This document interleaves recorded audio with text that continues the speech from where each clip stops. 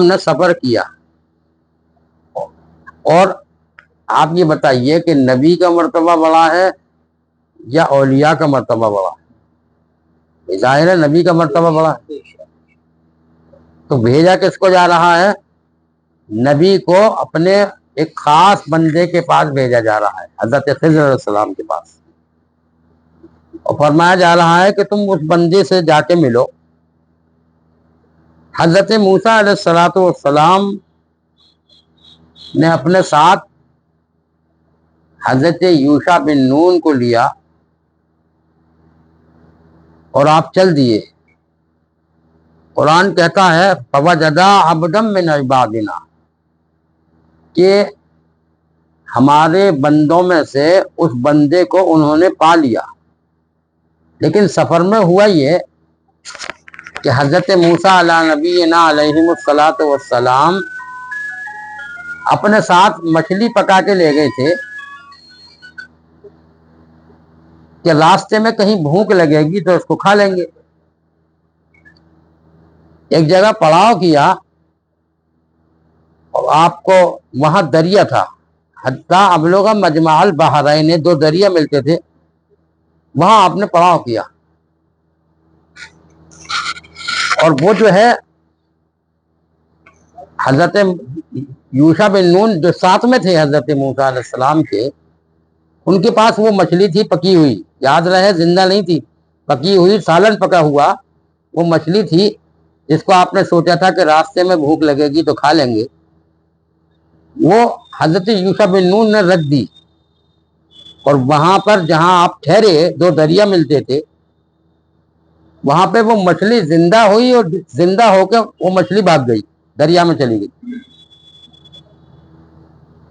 خیر موسیٰ علیہ السلام آگے چل دیے.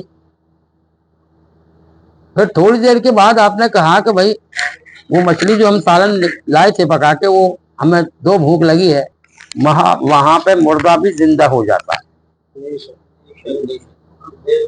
کیونکہ حضرت خضر علیہ السلام ولی ہیں، حضرت موسیٰ علیہ السلام نبی ہیں. تو آپ کو یاد آیا، آپ نے یوشع بن نون سے کہا کہ بھائی وہ مچھلی آپ لائیے، تو آپ نے بتایا کہ حضرت ہم بھول گئے تھے اور وہ مچھلی تو وہیں دریا میں بھاگ گئی. اس کو قرآن کہتا ہے وما انسانی ہو الا الشیطان ان اذکرہ، اس کو جو ہے شیطان نے بھلا دیا، یوشع بن نون کو یاد دلانا بھلا دیا کہ وہ مچھلی وہیں رہ گئی تھی. خیر اس کے بعد آپ نے کہا کہ وہیں چلو، اسی کی نشاندہی کی گئی ہے اور وہ بندہ ہمیں وہیں ملے گا.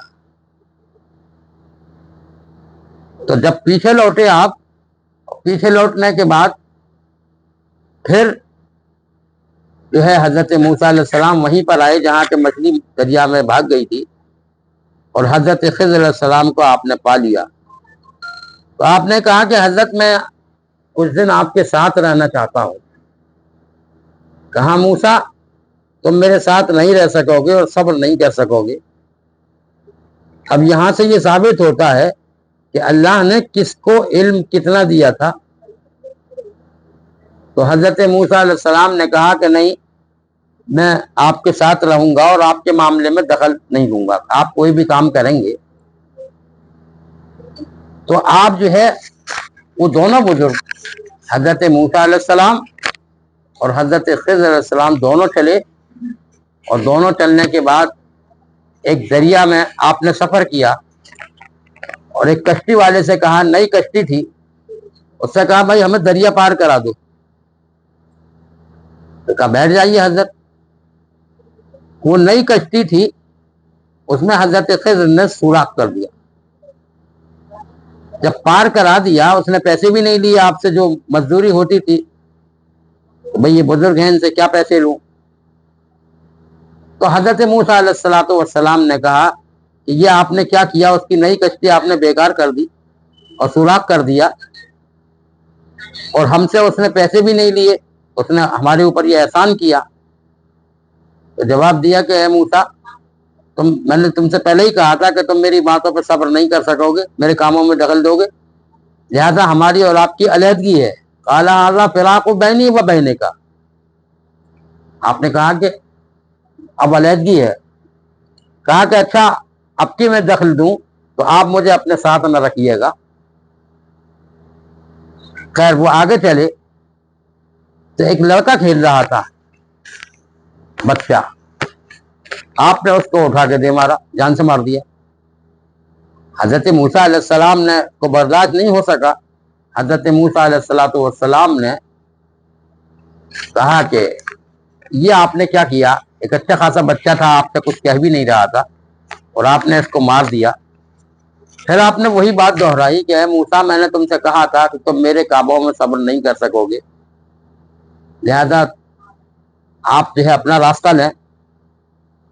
تو حضرت موسیٰ علیہ السلام نے تیسری بار کہا کہ حضرت اگر اب میں آپ کو کے کام میں دخل دوں اب مجھے علیحدہ کر دیجئے، اب میری اور آپ کی جو ہے وہ جدائی ہے. پھر آپ نے آگے چلے وہ دونوں بزرگ، اور چلنے کے بعد پھر جو ہے حضرت موسیٰ علیہ السلام کے سامنے ایک دیوار تھی. بستی میں پہنچے اور وہ دیوار جو ہے گرنا چاہتی تھی. آپ نے بستی والوں سے کچھ کھانے کے لیے مانگا لیکن انہوں نے کھانا تو نہیں دیا اور برا بھلا کہنے لگے. ایک دیوار جو گرنا چاہتی تھی اس کو آپ نے اپنی کمر لگا کے سیدھا کر دیا.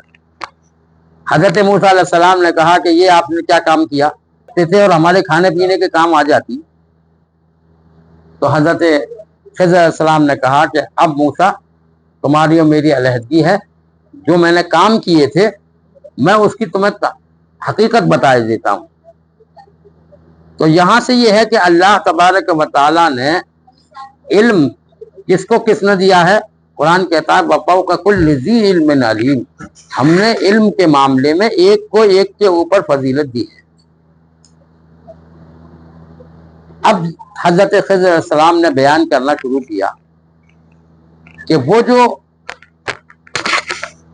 دریا میں ہم نے کشتی میں ہم نے سفر کیا تھا، وہ کشتی ایک غریب آدمی کی کشتی تھی اور یہاں کا جو بادشاہ ہے وہ ظالم ہے اور وہ بیگار کے نئی نئی کشتیوں کو بیگار کے لیے لے جاتا ہے، لہذا کہ اپنی روزی نہیں کما پاتا. اس لیے میں نے اس کشتی میں اللہ نے چاہا تو میں نے اس کشتی میں سوراخ کر دیا تاکہ یہ عیب دار کشتی ہو گئی اور اب اس سے بادشاہ نہیں چھین پائے گا اور یہ اپنی آسانی سے روزی روٹی کما سکے گا.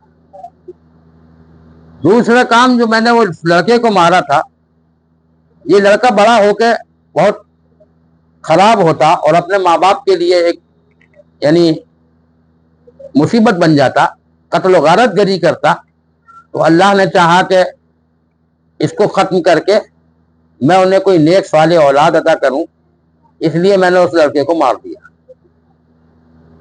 یہ جو دیوار میں نے سیدھی کی اس کے نیچے دفینہ ہے یتیم بچوں کا. وَأَمَّا الْجِدَارُ فَكَانَ لِغُلَامَيْنِ يَتِيمَيْنِ فِي الْمَدِينَةِ وَكَانَ تَحْتَهُ كَنْزٌ لَهُمَا وَكَانَ أَبُوهُمَا صَالِحًا. اور جب وہ یتیم بچوں کا خزانہ، جب وہ بڑے ہوں گے یتیم بچے، تو ان کو یہ خزانہ مل جائے گا. اگر یہ دیوار گر جاتی تو یہ سارا کا سارا خزانہ ان بستی والوں کو مل جاتا اور ان یتیم بچوں کو خزانہ نہیں ملتا. تو اللہ تبارک و تعالی کے کلام سے یہ ثابت ہوتا ہے کہ اللہ نے اپنے نبی کو ایک ولی کے پاس بھیجا علم سیکھنے کے لیے. حالانکہ موسیٰ نبینا علیہ السلام بڑے جلیل القدر پیغمبر ہیں اور آپ کو جو ہے وہ کلیم اللہ کا خطاب ہے، اللہ نے آپ سے کلام فرمایا ہے. اور کوہ طور کا واقعہ آپ سب جانتے ہیں، اسے بتانے کی ضرورت نہیں کہ آپ اللہ سے ہم کلام ہونے کے لیے جاتے تھے.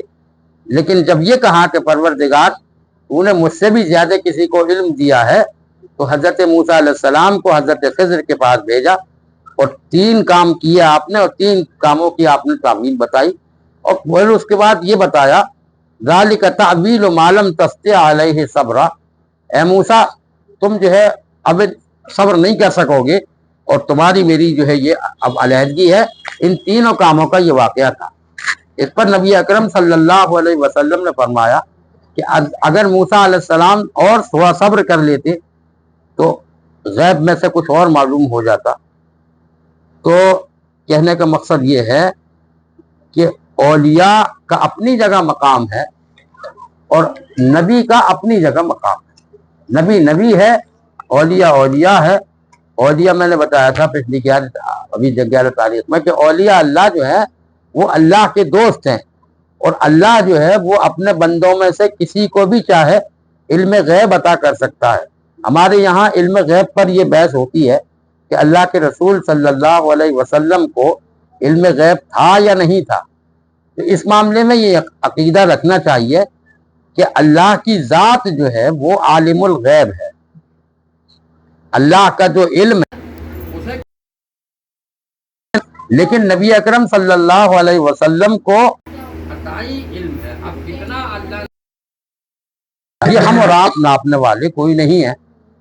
بس یہ ہے کہ آپ کو اللہ نے جتنا علم سکھانا چاہا، وَعَلَّمَكَ، اللہ تعالیٰ خود فرماتا ہے وَعَلَّمَكَ مَا لَمْ تَكُنْ تَعْلَمُ. اے حبیب صلی اللہ علیہ وسلم، ہم نے آپ کو وہ سکھایا جو آپ نہیں جانتے تھے.